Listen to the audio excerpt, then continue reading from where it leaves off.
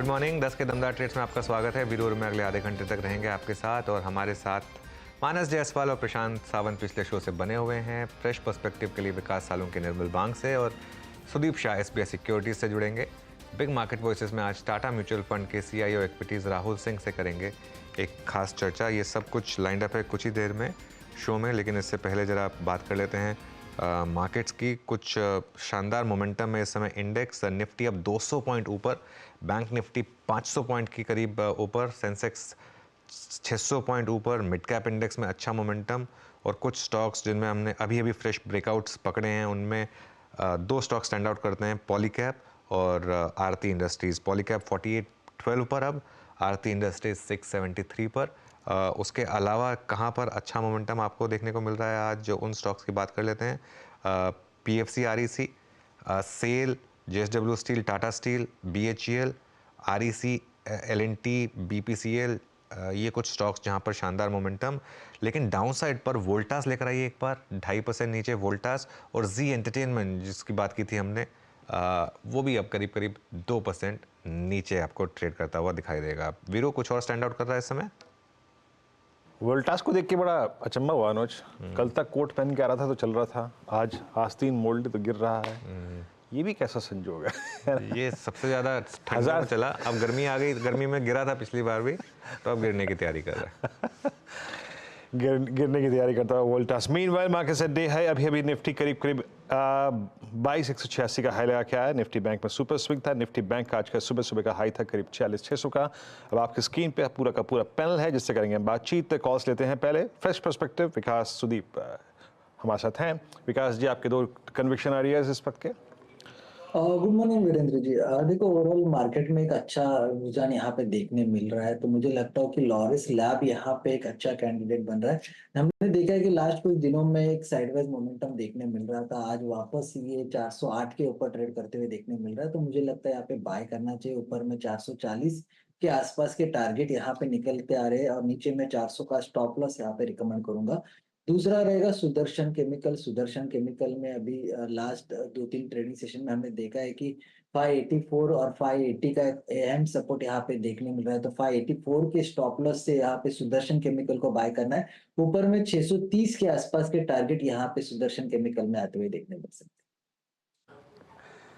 Sudarshan chemical आपके screen पे day high की ट्रेजेक्टरी में आके ट्रेड करता हुआ। दो ट्रेड्स आपके यहाँ पर, आपके दो ट्रेड्स हो चुके हैं, तो अब चलते हैं दूसरे दो ट्रेड्स की तरफ। बात करते हैं सुदीप जी। सुदीप जी, आपके ट्रेड क्या रहेंगे? गुड मॉर्निंग वीरू जी। वीरू जी, मेरा पहला ट्रेड है बीएचईएल पर भेल।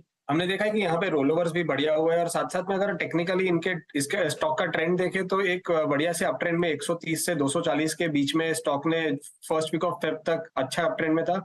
उसके बाद साइडवेज कंसोलिडेशन मोड पे चला गया था रिजल्ट्स के बाद, और अब यहाँ से 10 और 20 दिन का जो एक्सपोनेंशियल मूविंग एवरेज है जो 225 226 के आसपास है, वहीं से सपोर्ट लेके आज ये ब्रेकआउट दे रहा है कंसोलिडेशन में से। तो मुझे लग रहा है यहाँ पे 232 के स्टॉप लॉस से 244 का टारगेट बीएचईएल में आ सकता है। और मेरा दूसरा स्टॉक है आईसीआईसीआई बैंक। अब एक मिड कैप के साथ मुझे लग रहा है ऐसे मार्केट में एक लार्ज कैप का साथ में रहना जरूरी है, और जो ये सबसे पिछले कुछ दिनों में आईसीआईसीआई बैंक का ट्रेंड रहा है, आउट परफॉर्मेंस रहा है, तो मुझे लग रहा है कि आईसीआईसीआई बैंक में एक अच्छा स्ट्रक्चर बन रहा है ब्रेकआउट का। और 1045 के स्टॉप लॉस से 1110 के टारगेट मुझे लग रहा है आने वाले कुछ सत्र में यहाँ पे हम देख पाएंगे। ओके, तो आपके आईसीआईसीआई बैंक हो गया, बीएचएल हो गया। आज आशीष वर्मा जी के गृह निवास की कंपनी बीएचएल अच्छा करती हुई 4.25% ऊपर डे हाई की ट्रेजेक्टरी में आके ट्रेड करती हुई। अब चलते हैं बाकी दो कॉल्स पे। अब ये बीएचएल एक बार आईसीआईसीआई बैंक लेके आएंगे। आईसीआईसीआई बैंक लेके आइए एक बार डे हाई की ट्रेजेक्टरी में। जो आपको कह रहा था ना कि पुट राइटिंग के स्टैट्स इंडिकेट कर रहे हैं, जिस प्रकार से 1000 से 1070 के बीच में पुट राइटिंग हो रही थी, वो क्लियरली रिफ्लेक्ट कर रहा था कि ये आज कुछ करने के फिराक में है। 1.5% ऊपर। प्रशांत, आपके दो ट्रेड्स। जी वीरू जी, मेरी फर्स्ट पिक होगी गुजरात गैस। यहाँ पे एक अच्छी बेस बनी हुई है और 20 दिनों के एवरेज पे ऑलमोस्ट ट्रेड कर रहा है, तो यहाँ पे मैं स्टॉप लॉस रखूंगा 560 560। जो टारगेट होगा वो 600 से लेके 610 के रेंज में होगा। और नेक्स्ट पिक होगा एफएमसीजी से नेस्ले। मुझे लग रहा है यहाँ पे एक ब्रेकआउट आ सकता है, तो 2570 2570 का स्टॉप लॉस लगाएंगे और 2675 2675 का टारगेट देख रहा हूँ मैं यहाँ पे। ओके, गुजरात गैस यहाँ पर एक बाय कॉल। 610 के टारगेट, 560 के स्टॉप लॉस, और दूसरा नेस्ले बोला शायद, नेस्ले इंडिया इस समय 2613 पर। मानस, आपकी फ्रेश पिक्स? अनुज जी, सबसे पहले तो टाइटन पे खरीदारी करने की राय रहेगी। टाइटन में अगर आप देखें तो लोअर लेवल पे 3600 के आसपास स्टॉक ने सपोर्ट लिया था। इंटरडे चार्ट पे आज एक ब्रेकआउट है, इसलिए यहाँ पर खरीदारी करने की राय रहेगी। 3635 का आपको स्टॉप लॉस लगाना है। ऊपर की तरफ 3790 तक के टारगेट्स पॉसिबल है टाइटन में। दूसरा स्टॉक जिंदल स्टील है, यहाँ पर भी खरीदारी करने की राय है। फ्रेश ब्रेकआउट है चार्ट्स पे, तो यहाँ पर खरीदारी करें। स्टॉप लॉस 779 के नीचे लगाइए और टारगेट 825 के सेट करिए। ओके, अच्छा एक बार ज़रा निफ्टी आईटी लेकर आइए। थोड़ा सा मार्केट में जो थोड़ा सा हायर लेवल पर हल्का सा अगर किसी ने दबाव डाला है तो वो आईटी है, और उसमें Infosys in particular. Infosys relatively weak रहा है कंपेयर टू टीसीएस, और अब इन्फोसिस देखिए इस समय डे लो पर आकर वापस काम कर रहा है। प्रशांत जी, कुछ व्यू बन रहा है क्या इन्फोसिस पर? ऑल ऑफ ए सडन इसने अंडर परफॉर्म करना शुरू कर दिया स्क्रीन पर। अनुज जी, दूसरी बात ये है कि अगर हम इसके चार्ट को देखें तो ये दोनों तरफ स्विंग कर रहा है काफी वक्त से, यानी ये दोनों तरफ के स्टॉप लॉसेस ट्रिगर कर रहा है, आइदर लॉन्ग हो या शॉर्ट हो। तो मुझे लग रहा है कि यहाँ पे अगर आप पोजिशनली लॉन्ग है तो आपका स्टॉप लॉस 1640 ये होना चाहिए, 1640। और फ्रेश बाइंग कब करनी चाहिए? तो इसको एक बार 1700 के ऊपर जाने दीजिए, तब एक डिसिसिव ब्रेकआउट आएगा, उसके बाद आप फ्रेश बाइंग कीजिए। फिलहाल सिर्फ एग्जिस्टिंग लॉन्ग्स के लिए 1640 आपका स्टॉप लॉस होना चाहिए। निफ्टी आईटी 37,831 पे अनुज ने मार्क किया था। आरईसी पीएफसी का कॉम्बिनेशन लगभग 9:45 बजे के आसपास, वो अभी भी ठीक ठाक कर रहा है। और एमसीएक्स कल की मेरी ऑप्शंस की रीडिंग में और फ्यूचर्स की रीडिंग में मार्क हुआ था, दैट्स एट 3859। मानस, कल आपको याद होगा मैंने इसका उल्लेख किया था मॉर्निंग अपनी क्लोजिंग कमेंट्री में। इसकी प्लेसमेंट 38-30 पे कैसी लग रही है आपको? क्योंकि अब ये मतलब स्ट्राइक कर रहा है वो फरवरी फर्स्ट वीक के प्राइस क्लस्टर को, जिसने काफी टर्बुलेंस दी थी इस स्टॉक को। अभी भी आपका ब्रेकआउट, तो देखिए ब्रेकआउट तो ऑलरेडी देखने को मिल गया है। मेरे को समझना है कि शायद जो पिछला हाई 3990 का था, स्टॉक इसको इस बार उसको ब्रीच कर सकता है, और अगर उसको ब्रीच करेगा तो उसके ऊपर कम से कम 200-250 पॉइंट का और रैली और देखने को मिलेगा। आई थिंक इस ट्रेड को ऑप्शन के थ्रू लेना बेहतर रहेगा। 3900 का कॉल ऑप्शन एमसीएक्स से लिया जा सकता है। 154 पे ये ऑप्शन ट्रेड हो रहा है। अब एक पोजीशन ट्रेड होगा 99 के स्टॉप लॉस से। आप इस ऑप्शन में एक ट्रेड ले सकते हैं जहां आपके टारगेट 250 के आसपास के होंगे। एक दो स्टॉक्स और मार्क करता हूँ मैं यहाँ पे जो कि अच्छा कर रहे हैं इसमें, और मूव अच्छा है।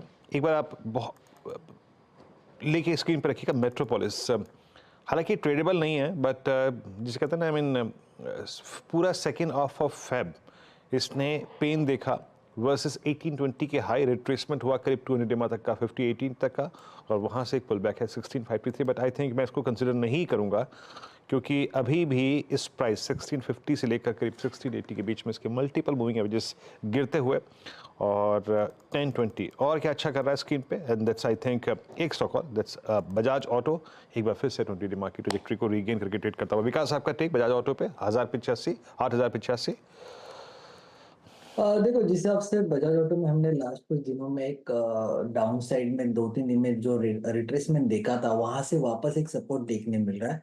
यहाँ से मुझे लगता है वापस ऊपर की तरफ 8,200 8,400 के अपसाइड में एक वापस मोमेंटम कैरी करते हुए देखने मिलेगा। 7890 7870 एक नीचे की तरफ एक बेस बना चुका है, तो उस सपोर्ट से इसमें बाय कर सकते हो। ऊपर में 8240 और उसके बाद 8400 के आसपास की रेंज इसमें आते हुए देखने मिल सकती है। अच्छा, एक बार टाटा मोटर्स पे लेकर आइए ज़रा। टाटा मोटर्स का चार्ट आपकी स्क्रीन पर आएगा, और फिर एक फ्रेश, आई थिंक ये फ्रेश ऑल टाइम हाई होगा टाटा मोटर्स का। जिस तरीके से टाटा मोटर्स के पैटर्न्स बने हैं यहाँ पर, टाटा मोटर्स में एक फ्रेश व्यू इस समय। सुदीप, आपका कोई व्यू है क्या टाटा मोटर्स पर? जी अनुज जी, अनुज मुझे लग रहा है जो हिसाब से टाटा मोटर्स का जो चार्ट स्ट्रक्चर है कि हमने देखा है कि पिछले ऑलमोस्ट फर्स्ट वीक ऑफ फरवरी से हम देखें तो यहाँ पे 910 और 950-55 के बीच में कंसोलिडेट कर रहा था और ये पिछले 2-3 दिन में ही ब्रेकआउट दिया है और यहाँ पे एक फ्रेश अपसाइड मुझे यहाँ पे नजर आ रहा है क्योंकि medium to long term chart तो तेज है और शॉर्ट टर्म में भी वापस से यहाँ पे ब्रेकआउट आया, तो मुझे लग रहा है यहाँ पे जो हिसाब से 10 और 20 दिन का जो मूविंग एवरेज है जहां से सपोर्ट लेके स्टॉक चल रहा है, तो 946 947 के स्टॉप लॉस के साथ अगर एक पोजिशनल ट्रेड लिया जाए यहाँ पे तो 1020 1040 के लेवल्स भी मुझे आने वाले 5 से 7 सत्रों में यहाँ पे ये स्टॉक में नजर आ रहे हैं।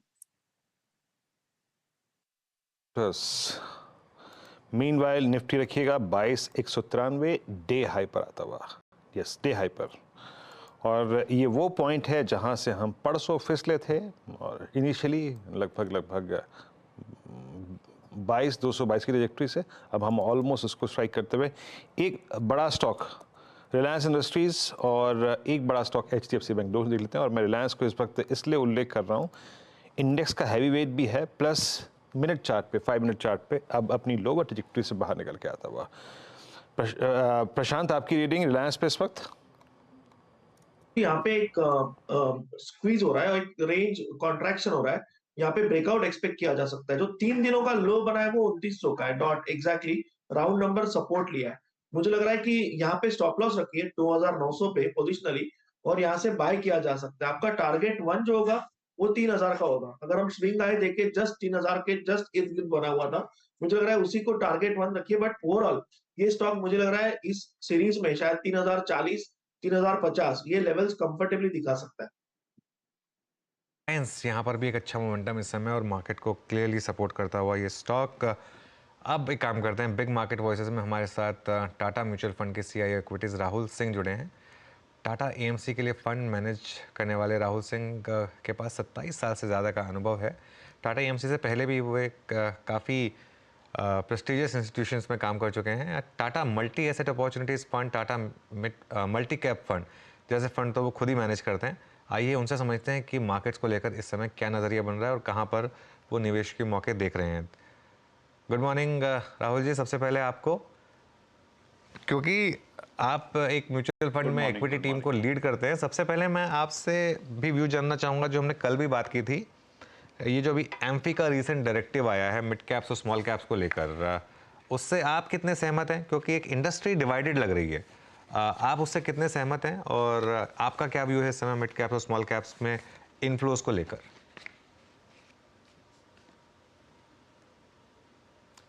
देखिए, हमारी स्मॉल कैप फंड में हमने जुलाई के लगभग लमसम रिस्ट्रिक्ट कर दिया था या स्टॉप कर दिया था। हालांकि SIP STP जारी है। जहां तक स्मॉल और मिड कैप के फंडामेंटल्स का सवाल है, देखिए इकॉनमी जो है वो ब्रॉड बेस हो रही है और हमारा जो अगर आप GDP का भी डेटा देखें तो इन्वेस्टमेंट साइकिल रिवाइवल जिस तरीके से हो रहा है उसमें ज़्यादातर करके मिड एंड स्मॉल कैप्स ही अच्छा करते हैं, क्योंकि ये कंपनीज जो हैं, उन सेक्टर की जो कंपनीज हैं जो कि इन्वेस्टमेंट साइकिल से इफेक्ट होती है, जिनका बेनिफिट होता है, वो ज़्यादा मिड एंड स्मॉल कैप में पाए जाते हैं। तो अगर मैं 3 से 5 साल का व्यू लूँ तो जो हमें देखने को मिल रहा है इन्वेस्टमेंट साइकिल में वो बहुत ही एक्साइटिंग है। और जो ब्रॉड बेसिंग हमने देखा है मार्केट में, हो सकता है थोड़ा शॉर्ट टर्म में थोड़ा ज़्यादा हो गया, ज़रूरत से ज़्यादा हो गया और थोड़ा सा नॉर्मलाइजेशन की ज़रूरत है, और थोड़ा सा शायद लार्ज कैप शॉर्ट टर्म में ज़्यादा अट्रैक्टिव लग रहे हो या रिस्क रिवॉर्ड उनका ज़्यादा लग रहा हो। लेकिन अगर मैं फंडामेंटल की बात करूं तो जो हमें आज दिख रहा है इकोनॉमी में, उस हिसाब से मिड एंड स्मॉल कैप में भी काफ़ी अपॉर्चुनिटीज़ हैं लॉन्ग टर्म में। तो एक हमें बैलेंस्ड अप्रोच लेके चलना पड़ेगा, और अगर शॉर्ट टर्म में थोड़ा हमें पोर्टफोलियो रीबैलेंस थोड़ा लार्ज कैप की तरफ फिर वापस मिड एंड स्मॉल कैप की तरफ, तो वो हमारा एक नॉर्मल प्रोसेस है, वो हम एनीवे कर रहे हैं वैल्यूएशन को वैल्यूएशन के नज़रिए से। लेकिन जहां तक फंडामेंटल का नज़रिया है, आई थिंक इस बार जो हमने ब्रॉड बेसिंग देखी है मार्केट में, उसका काफ़ी स्ट्रॉन्ग इकोनॉमिक बेस भी है और इकोनॉमिक लॉजिक भी है। तो वो लॉजिक मुझे लगता है is what we should follow, और बाकी सब जो है वो नॉइज है। And I think as long as कि हम लोग अपना वो इकोनॉमिक लॉजिक फॉलो कर रहे हैं और वैल्यूएशन का एक डिसिप्लिन रख रहे हैं, जो कि हमारा as a fund manager responsibility है हमारी, तब तक मुझे लगता है कि इन्वेस्टर्स को हम अच्छा एक्सपीरियंस दे पाएंगे। बिल्कुल। तो चलिए ये चीज़ तो खैर आपने हाईलाइट कर दी। तो इस समय आपकी क्या मेन थीम्स हैं, कहाँ पर आप इस समय फ्रेश पैसा ज़्यादा डिप्लॉय करने के मूड में हैं? देखिए, जैसा मैंने बोला, जो सेक्टर्स अच्छा कर रहे हैं जैसे मैन्युफैक्चरिंग हो गया या real estate, capital goods, industrial cycle जो है वो काफ़ी अट्रैक्टिव लग रहा है अभी भी, क्योंकि फंडामेंटल्स वहाँ पे चीज़ें भी उसमें सामने आ रही हैं, नई अपॉर्चुनिटीज़ खुल रही हैं। एक्सपोर्ट मार्केट सेक्टर हो गया जो कि हमें पोटेंशियल पॉइंट ऑफ व्यू से, अगर मैं 5 साल या 10 साल का व्यू देखूं तो हमें बहुत अच्छा लग रहा है। इंफ्रास्ट्रक्चर भी उसी में मैं आपको दूसरी जो सेक्टर हमें अच्छी लग रही है वो इस नज़रिए से कि और जो नेगेटिव्स थे वो सबको पता है, और जो बैंक्स में मुझे लग रहा है कि वो अपॉर्चुनिटी है, और कुछ हद तक पीएसयू बैंक्स में भी आई थिंक थोड़ी। जो तीसरा सेगमेंट है जिसमें कि हमें एक सिक्लिकल रिवाइवल दिख रहा है कि एक प्राइसिंग की वो अब इम्प्रूव हो रही है, और वो सेक्टर है फार्मा, जहाँ पे हमें लगता है कि हमने ऑलरेडी इम्प्रूवमेंट देखा है पिछले 1 साल में। आपने देखा होगा कि सेक्टर अच्छा किए हैं और स्टॉक्स भी काफ़ी अच्छा, कुछ स्टॉक्स काफ़ी अच्छा किए, लेकिन वो मुझे लगता है और 2 साल कंटिन्यू हो सकता है। तो ये जो है 2-3 पॉकेट्स का मैं जिक्र करना चाहूँगा आपके क्वेश्चन के संदर्भ में। ओके, तो यहाँ पे कंस्ट्रक्टिव काफ़ी पॉजिटिव व्यू है। यहाँ पे आपका राहुल जी नमस्कार, वीरेंद्र बोल रहा हूँ दिल्ली स्टूडियो से। अभी आपकी रिपोर्ट्स प्रकाशित हुई और उनके आप आंकड़ों से मतलब काफ़ी व्यू जो निकल के आ रहे हैं उसमें आप आईटी और रूरल कंजम्पशन पे अभी तक न्यूट्रल हैं। आईटी के इस बार के नंबर्स आपको कैसे लगे, और यहाँ पर ये इंडेक्स अभी भी अपने ऑल टाइम हाई से दूर है। आईटी और रूरल कंजम्पशन, इस पर आपका व्यू अभी न्यूट्रल इस परिस्थिति में क्यों है, और आप इसमें कब तक एक अच्छे मूव की एक्सपेक्टेशन रख रहे हैं?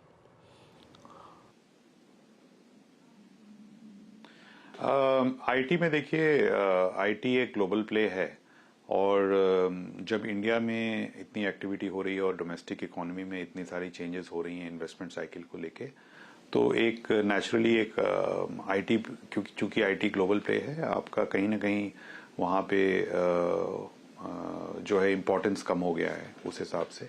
बट आईटी एक इम्पॉर्टेंट सेक्टर है, एंड मुझे लगता है कि कंपनीज हमारी काफ़ी स्ट्रांग है और काफ़ी इस्टेब्लिश्ड हैं, तो हमेशा बाउंस बैक करती है आईटी सेक्टर। हालांकि मैं एक बात बोलना चाहूँगा कि अगर जो हमने कोविड के दौरान जो ग्रोथ रेट देखी, वो ग्रोथ रेट तो वापस नहीं आने वाली है। तो हो सकता है अगले साल, इस साल तो खैर काफ़ी वीक गया है, लेकिन अगले साल हो सकता है 10 से 12% ग्रोथ कुछ कंपनीज अचीव कर पाएं, कुछ 15 कर पाएं, लेकिन हम उसी रेंज की बात कर रहे हैं। तो जब हम उस रेंज की बात कर रहे हैं और वैल्यूएशन जो हम देख रहे हैं, तो वो हमें फेयर वैल्यू पे लग रही है। तो यहाँ पे ऐसा लगता है कि हम अगर फेयर वैल्यू पे कोई स्टॉक या कोई सेक्टर लेते हैं तो हमें फेयर रिटर्न्स ही मिलती हैं, हमें रिटर्न्स मार्केट से ज़्यादा या मार्केट से कम नहीं मिलेंगी। तो ये आईटी अभी उस टाइप का सेक्टर लग रहा है जहाँ की उम्मीद तो है इम्प्रूवमेंट होगी, लेकिन वैल्यूएशन को देखते हुए लगता है कि जितनी उम्मीद है उतनी रिटर्न्स भी बनेगी, उम्मीद से ज़्यादा रिटर्न्स नहीं बनेगी। सो इस हिसाब से मैं बोलूँगा एक स्टेबल सेक्टर के तरीके में की तरह हम उसको ट्रीट कर रहे हैं, और हम उसको उस सेक्टर की जैसा ट्रीट नहीं कर रहे हैं जिसमें कि हमें बहुत ज़्यादा अल्फा मिल सके यहाँ पे। ओके, और जहाँ तक रूरल कंजम्पशन नहीं है, अभी भी मुझे लगता है कुछ वक्त लग सकता है। तो अभी एफएमसीजी पर आपका व्यू क्या है सर एग्जैक्टली? क्योंकि इस बार के हमने जो नंबर्स देखे उसमें 1-2 कंपनियां तो अच्छा कर गई, बट मोर और लेस हर कंपनी जो है वो जो, क्योंकि रूरल के वॉल्यूम्स बहुत अच्छे नहीं हैं, वो स्ट्रगल कर रही थी। ओवरऑल उनकी वॉल्यूम्स फिगर आई मीन काफ़ी ख़राब थी। For instance HUL. तो एफएमसीजी पे आपका व्यू पॉजिटिव कब तक होगा? क्या आप लोग हैं यहाँ पे कमिटेड थोड़ा सा, या फिर बिल्कुल ही कंप्लीटली अवॉइड कैटेगरी में है ये?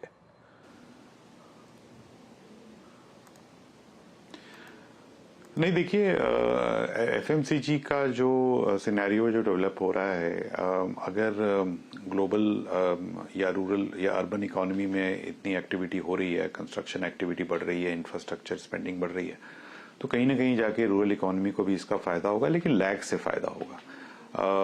खुद ब खुद कंजम्पशन अपने आप से नहीं बढ़ने वाली है, क्योंकि पेनिट्रेशन भी कुछ प्रोडक्ट्स का काफी हाई हो गया है, कुछ कंपटीशन भी आ गई है। जो लिस्टेड कंपनीज हैं उन्हें अनलिस्टेड कंपनीज D2C ब्रांड से भी काफी कंपटीशन हो रहा है, तो हर चीज का एक मिला जुला इम्पैक्ट आ रहा है एफएमसीजी कंपनीज पे। और जब तक ये रूरल इकोनॉमी या रूरल कंजम्पशन ओवरऑल इंक्रीज नहीं होती है, तब तक इनको शायद ज्यादा फायदा ना हो। लेकिन मेरा मानना यह है कि थोड़ी लैग से रूरल इकोनॉमी में भी रिकवरी आनी चाहिए। अब वो लैग 3 महीने में हो या 6 महीने हो, 12 महीने में हो, ये हम वॉच करते रह रहे हैं। तो मैं ये नहीं बोलूंगा कि बिल्कुल ही अवॉइड कैटेगरी में है, क्योंकि हम लोग उस पॉइंट्स के करीब होते जा रहे हैं। लेकिन हाँ, जहाँ रिलेटिवली हमें जहाँ रिटर्न्स दिख रही हैं, वो अभी एफएमसीजी में तो उतनी नहीं दिख रही है। मार्केट में तेज़ी बढ़ रही है मीनवाइल, और अच्छा मोमेंटम अब इस समय यहाँ पर काफ़ी, इनफैक्ट निफ्टी अब 22,200 के करीब और bank Nifty 46,578। Rahul ji, market और इलेक्शन, इसमें काफ़ी कोरिलेशन होते हैं, हालांकि सिर्फ नियर टर्म के लिए, और क्योंकि अब ये इलेक्शन ईयर है और अब हम काफ़ी क्लोज हैं इलेक्शन अनाउंसमेंट से, क्या मार्केट में कोई इस चीज़ को लेकर रिस्क है, या फिर क्योंकि मार्केट काफ़ी हद तक प्राइस इन कर चुका है कंटिन्यूटी को?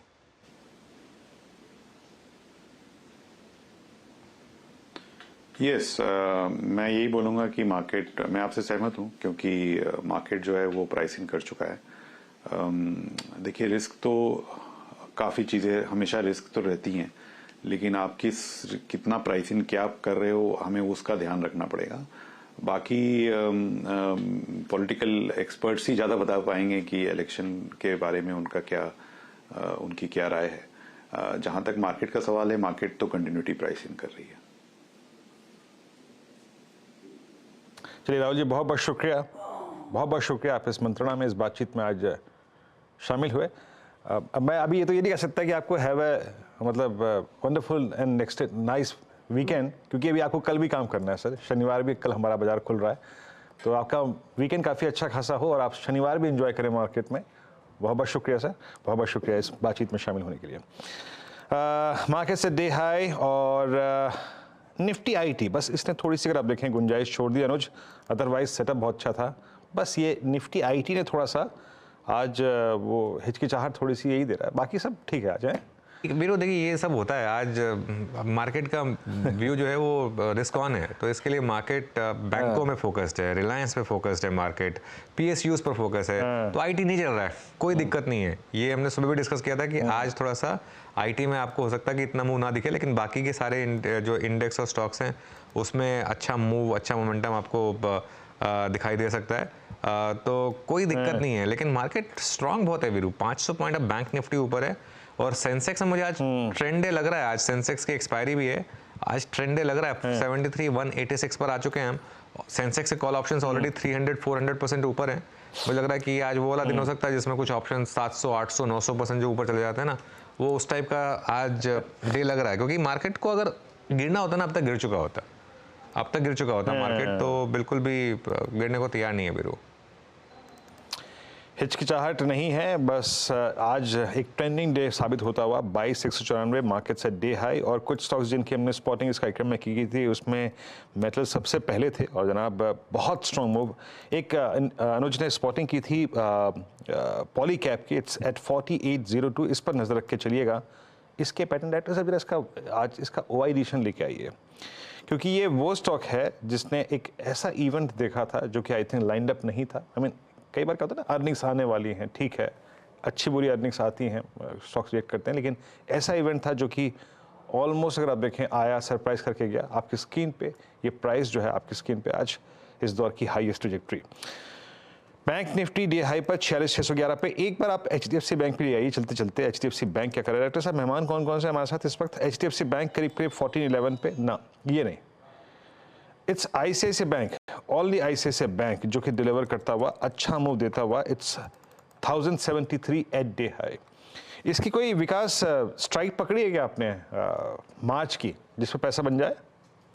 देखो आईसीआईसीआई बैंक में कह सकते हैं कि 1070 जो इम्पोर्टेंट रजिस्ट्रेशन फेस होते हैं देखने मिल रहा था, उसके ऊपर नहीं जा पा रहा था। तो मुझे लगता है यहाँ पे एक अच्छा मूव कंसीडर होगा। 1100 के ऊपर के जो लेवल से वहां तक एक अच्छा मूव यहाँ पे देखने मिल सकता है। तो मुझे लगता है 1100 के कॉल के लिए भी यहाँ पे आईसीआईसीआई को बाय कर सकते हैं, जहाँ पे एक अच्छा मूव कंसीडर होते हुए देखने मिलेगा। और लास्ट कुछ दिनों में इसी रेंज में अटका हुआ था ये काउंटर। अभी यहाँ से एक नई रेंज निकल के आएगी 1100, उसके बाद 1130 के आसपास की रेंज यहाँ पे आईसीआईसीआई में ओपन होते हुए देखने मिल सकती है, जो न्यू हाई की तरफ ये इसको कैरी करते हुए लेके जाएगा। विकास जी, सुदीप, आप दोनों का बहुत बहुत शुक्रिया। थोड़ा इस कॉन्वर्सेशन को आगे बढ़ाते हैं। नीरज जी भी आ गए हमारे साथ स्टूडियो में। Neeraj ji, good morning. और आज जो हम सुबह डिस्कस कर रहे थे कि एक वन वे तेज़ी के आज संकेत थे और मार्केट अब उसको रिस्पेक्ट कर रहा है, और मैं अब एक्सपेक्ट कर रहा हूँ कि बैंक निफ्टी और यहाँ से 200-250 पॉइंट ऐड कर दें। 500 पॉइंट ऊपर है हम बैंक निफ्टी में, और निफ्टी में 250 पॉइंट ऊपर। और मुझे हैरानी नहीं होगी अगर हम आज ही ऑल टाइम हाई जड़ दें। तो फ्राइडे है, इससे अच्छा दिन मिलेगा नहीं ऑल टाइम हाई जड़ने के। आज लार्ज कैप का दिन भी है। आज लार्ज कैप का दिन है। लार्ज कैप में तो अच्छा मोमेंटम है, लार्ज कैप अच्छा चल रहे हैं। हाँ बिल्कुल, 22,200 पे तो चल ही रहे हैं। 22,200 पे है, 22,298 है हमारा हाई। 100 पॉइंट से कम रह गए अब हम। आज बनेंगे क्योंकि जीडीपी के नंबर बहुत बुलिश है। जीडीपी नंबर्स बहुत अच्छे, क्योंकि जीडीपी का 2% मतलब सरप्राइज था ये किसी के लिए भी। बिल्कुल। और वही मैं कह रहा हूँ कि ना कई बार ना हम छोटी मोटी चीज़ों को लेकर नेट पिकिंग करते हैं कि नहीं उसमें ये था वो था। अरे हेडलाइन नंबर है और उसके जो रिवाइज हुए हैं, जो आपके दो नंबर, मैन्युफैक्चरिंग का नंबर देखिए आप। आज क्यों चल रहे हैं सारे के सारे स्टॉक्स, ये सारे के सारे मेटल्स, कैपिटल गुड्स, ये सब इसीलिए चल रहे हैं क्योंकि जो जीवीए को लेकर के लोग कह रहे थे ना कि उसमें आप देखिए टैक्स कलेक्शन हमारा 27% इनडायरेक्ट टैक्स ग्रोथ बढ़ा है। पूरी इकॉनमी फॉर्मलाइज हो रही है, ये बात लोग समझ ही नहीं रहे। अब नाम नहीं लूंगा, किसी शर्मा जी ने कहा था कि 5% भी अचीव करना मुश्किल होगा। वो शर्मा जी देख रहे होंगे ये नंबर आज। नहीं, वो हम सब जानते हैं, आप नाम ना भी ले तो भी एक चीज, इकोनॉमी फॉर्मलाइज हो। इंडियन इकोनॉमी को ट्रैक करने से पहले आप ये सोचिए कि हमारी आधी से ज्यादा इकोनॉमी आज भी फॉर्मल नहीं है। अब वो जीएसटी वगैरह सब आने से फॉर्मुलाइजेशन होगी तो नंबर में रिफ्लेक्ट बहुत कितने लोगों ने कितनी बात कही थी, हिंदू रेट ऑफ ग्रोथ, ठीक है ना। देखिए, आप हो सकता है बहुत अच्छे इकोनॉमिस्ट रहे हो, लेकिन कई बार क्या होता है, आप जब पॉलिटिशियन बन जाते हैं ना तो फिर वो आपका व्यू उस चीज़ को कलर करता है। करेक्ट, फैक्ट है ये फैक्ट है। अगेन ठीक है, वेल रिस्पेक्टेड नेम, लेकिन कहीं ना कहीं गलती हुई उसको इकोनॉमी को पढ़ने में, इस चीज़ को मान लीजिए। बिल्कुल, उसमें कोई बड़ी बात नहीं। और मैं तो कह रहा हूँ, देखो एक महीने में 3-3, 4-4 फैक्ट्रियाँ ऑनलाइन हो रही हैं। ये प्राइवेट कैपेक्स ही है। और आज भी सुबह आशीष सिटी में कोई कंपनी, उसने भी अपनी नई कैपेक्स को ऑनलाइन कर दिया है। तो खैर ये बहुत ही दमदार रैली। और आज मैं भी बिल्कुल आपके साथ हूँ कि आज न्यू हाई हम लोग फिर से देखेंगे इसमें। लेकिन मन में आपके सवाल भी तो होंगे, उन सब के जवाब देंगे हम लोग ट्रेडर्स हॉटलाइन में। चलिए शुरुआत करते हैं, लेकिन सबसे पहले हेडलाइंस।